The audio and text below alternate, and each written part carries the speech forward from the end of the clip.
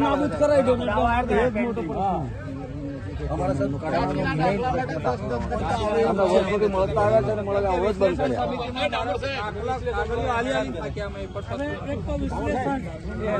વિશ્લેષણ જ હટાવી દે ને તો અત્યારે એ બધું બંધ. કઈક લાવો ને કઈક લાવો. જાતિના દાખલા માટે અને આ દાખલા માટે બધા બહુ વખતથી લડો છો, બરોબર? આ ગુલાબસિંહ બધા વિધાનસભામાં બહુ પ્રશ્નો ઉઠાયા, પણ સરકાર માનતી નહીં. એકવાર આવતું વિધાનસભાનું સત્ર ફેબ્રુઆરી મળે છે, એ વખતે જે તારીખ નક્કી કરીએ એ તારીખ તમે બધાય ગામે ગામથી આપણે સાધનો ભરી ભરીને ત્યાં આગળ ગાંધીનગર આવો, અમે બધા જ તમારી જોડે આવીશું. આપણે દાખલા ના મળે ત્યાં સુધી ત્યાંથી ઉઠવું નહીં, એવા ધરણા કરવા દે કે નહીં?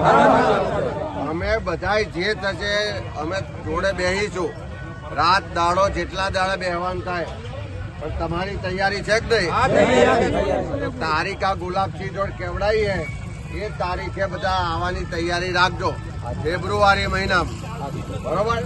કારણ કે હવે થોડી પેલી ટપલીઓ મારે મેં નહીં પડ્યો, હા થોડો મારવો પડે તો જ આ સરકાર જાગે. સમિતિ દૂર કરો.